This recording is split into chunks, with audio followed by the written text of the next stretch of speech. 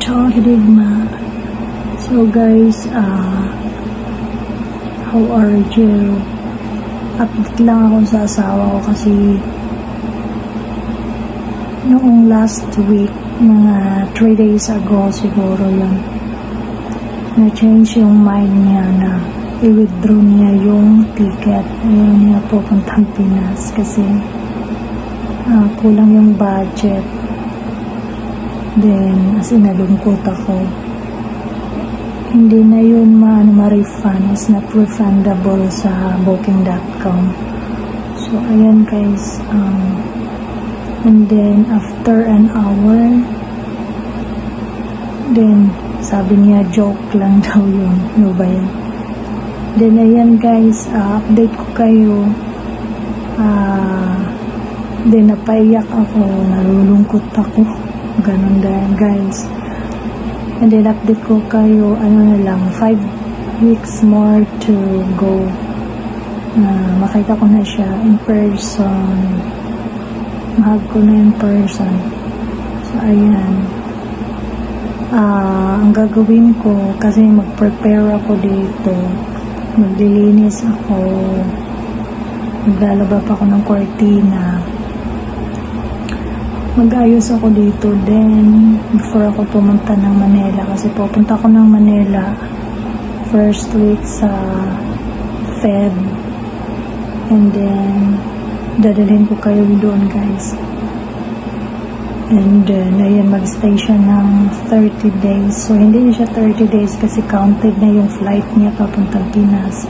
And then, pauwi. So, 28 days lang siya.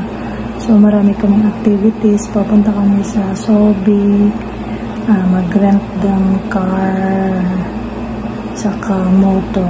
Ayan, mag-iikot-ikot dito sa Bataan. Ayan guys,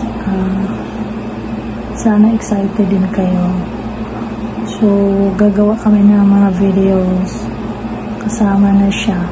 Hindi na ako nag-iisa.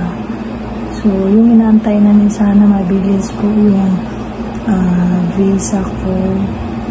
So, hopefully, sana kasi sana maging okay na din US, kasi sana maging okay na yung election doon sa US. Sana nga. So, excited na po ako. Tsaka minsan nalulungkot lang.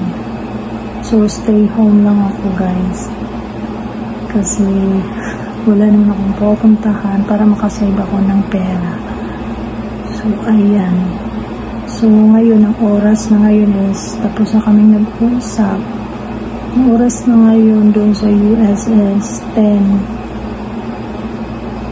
AM. So, dito is running 11 ng gabi. So, 1 hour.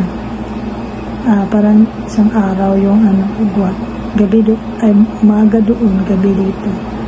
So, ayun guys, mostly matutulog ako tag 11 kasi late naman siyang gigising siya ng 8 ng umaga doon, 9 ng gabi dito. So, minsan after 24 minutes mag-rest pa siya kasi inaantok.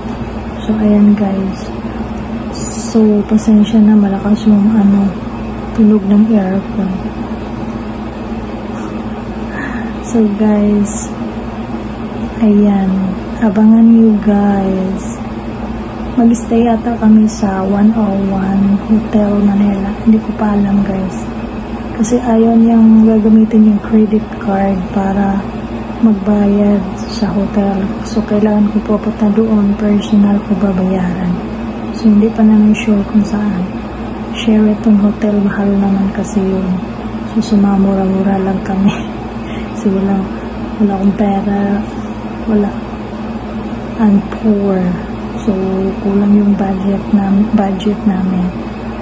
So, kasi wala akong work. Nagtataon din walang work. Grabe. May work sana yung offer sa akin sa Makati. Noong August. Before August. Pero, kasi, nayawan ko. 7,000 pesos per month. Okay, sana yun. And then guys, kung inano ko yun, December nandito sana yung asawa ko. Mahal kasi ang ticket pag December, January, mahal. So, February, yung pinick up ko. So, ayan, nakaready na yung ticket niya. Kinuhaan ko siya sa booking.com. You know guys, nagka-problema pa yung pag sa kabilang phone ko sa booking.com. Akala ko ma-scam yung niya, yung credit card. Kasi may dalawa siyang credit card. Nung una, kinuklose sa bangko kasi parang parang scam. And then, kinabahan talaga ako guys. Grabe. Kasi na-scam na siya. Nag-order siya ng king crab sa sa online doon sa US. Kasi i-surprise niya ako na mag-order siya ng king crab para pagdating ko doon may king crab daw. Diyos ko na siya ng $50. Kasi more than that yung na-scam siya. Kinuha yung pera pero hindi pinadala yung item yung king crab. So ayan, kinabahan ako guys. So buti naman okay yung thank God, and I pray na safe flight na papunta dito sa Pinas next year. So ayan guys,